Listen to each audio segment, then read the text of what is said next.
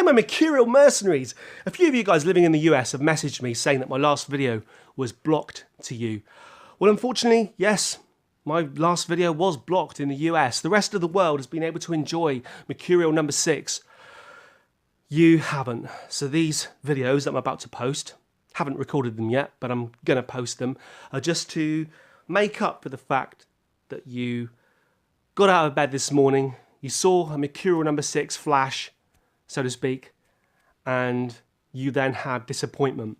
I posted a playthrough of this album, which is Sketches of Brunswick East by King Gizzard and Melissa Wizard, and I don't know how many of you in the US have been following along with my first impressions of these albums by this pretty fantastic Australian band, but this was, I've got to say, yet another positive hit for them. Very good album. So to save you 60 minutes that you didn't see, the outcome was very good. I love the artwork, my favourite artwork so far. The album itself is described by other people as being very jazzy, very easy listening. I actually thought it was a bit heavier than that, but I enjoyed it. And I gave it a 11 o'clock. So there you go. You don't have to watch that 60 minutes. Don't feel like you missed out on anything. Those of you around the rest of the world who are watching this too, you know that they're missing out, aren't they? Because it was damn good, wasn't it? Hey? I made a criticism of the record company for choosing to block this playthrough in the US.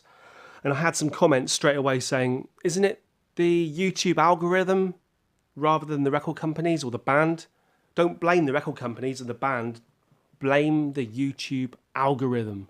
And while, yes, it is the YouTube algorithm, I had to point out that these production companies, record company owners, appear to have a choice here, because I have been doing playthroughs where I just put on a piece of vinyl and listen to the whole thing through. I've done them a few times now, and mostly what happens, or always what happens, is that I get a message straight away when I upload it telling me that there's a copyright issue, obviously, and that the production companies, record companies, are happy to allow the video to stay on, but they will get money from adverts that they place before the video. This is the first time when the message has been, there's a copyright issue, you are blocked in the United States of America. And for me, that means that that production company had to make a choice, even if it was a tick box at some point. They must have made a choice. If this copyright violation occurs, how do you want to handle it? Do you want to just gain monetarily by putting adverts? Or do you want it blocked? So for those saying that it's not King Gizzard's fault or the record company's fault or the production company's fault, it's all down to YouTube, that can't be right, can it? As they'd all be blocked in the same way. So I'm not the greatest fan of the things that YouTube are doing at the moment, but on this occasion, I can't really blame them. Unless it is their fault and I'm wrong, of course. So if it's their fault and I'm wrong, are these videos that I do, these playthroughs, where I listen to a piece of vinyl, are they copyright violations? You have so many people arguing about whether things are or aren't. Are things fair use? I think on these occasions where I'm putting a record on, listening to the whole thing through and commenting on it, I think, yes, there's an argument.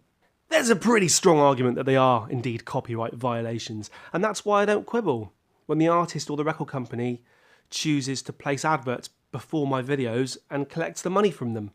I'm getting copyright violations all the time. For instance, I did a Prisoner podcast review a few videos ago, and I got landed with a copyright claim on that one, and ITV or whoever it is now who owns the rights to the Prisoner now claim money from that video. In that case, I definitely had a reason to appeal that one, because that was definitely fair use. Everything I put in that video was definitely fair use. But I'm not sure that the UK has the same fair use laws as the US anyway. In any case, I'm not going to fight it, because there's not a lot of point, is there? It's not like I'm making money from these videos anyway. It's not like I'm losing a living. People are losing money out there. Channels that have thousands and thousands of viewers, thousands of subscribers. And I still agree in principle with the things that they find wrong with YouTube. It's just that the things that affect the large channels do affect me on a small scale, but it's such a small scale that it's difficult for me to care. Care is probably the wrong word, because there are principles at stake, and I like to fight for principles. Bearing in mind I'm watching a run-through of The Prisoner right now. Principles are important, and right now it seems that there's only one way that YouTube's going, and that's to be more like Amazon Prime and Netflix.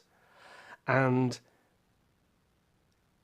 there are a lot of YouTube apologists out there, a lot of these channels that are telling you how to improve your channel and all the things that you can do. And when anyone comes back at them with the bad things that YouTube are putting in place, they'll kind of apologise for it and say, no, this is going to lead to bigger things.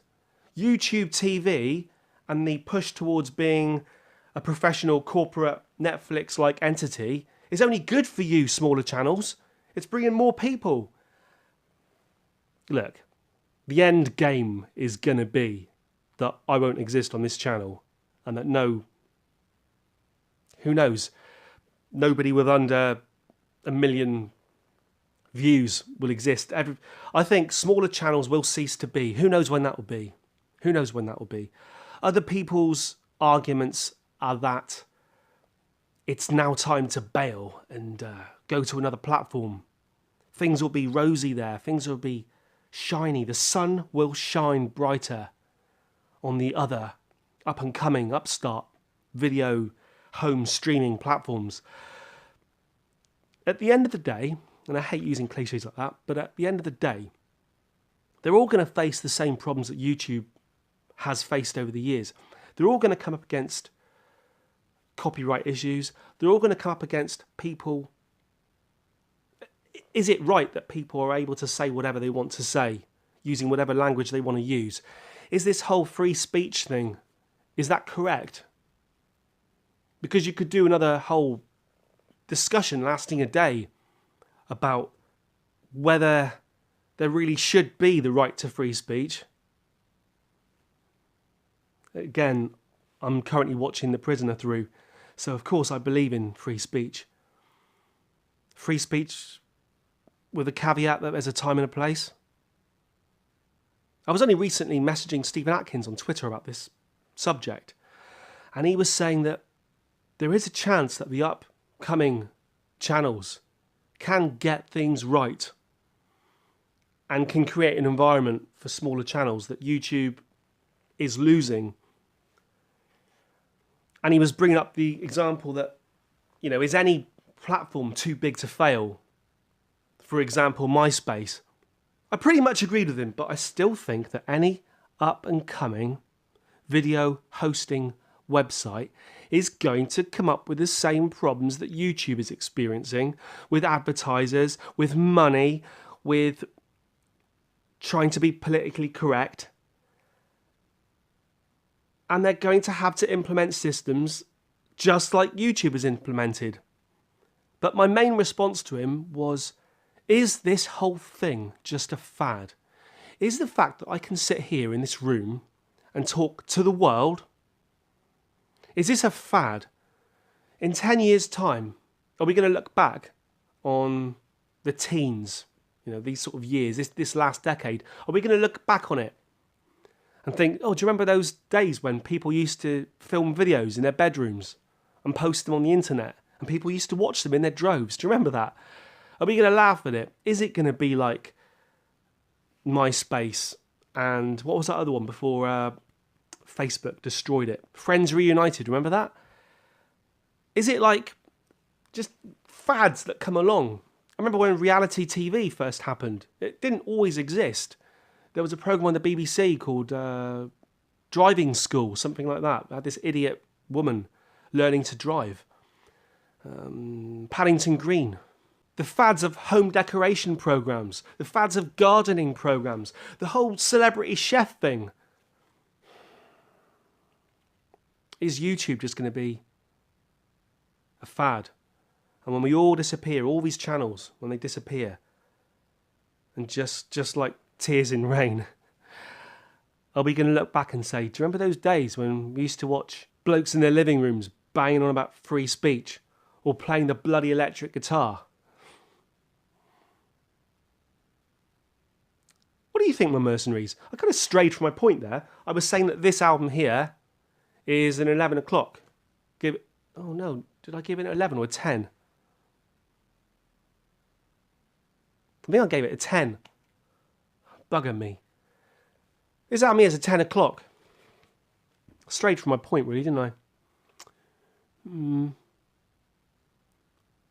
Perhaps you could, in America, perhaps you could go onto one of those VPN, whatever it is, the proxy sites, pretend you're not in America and watch my video that way. In any case, thank you for watching this.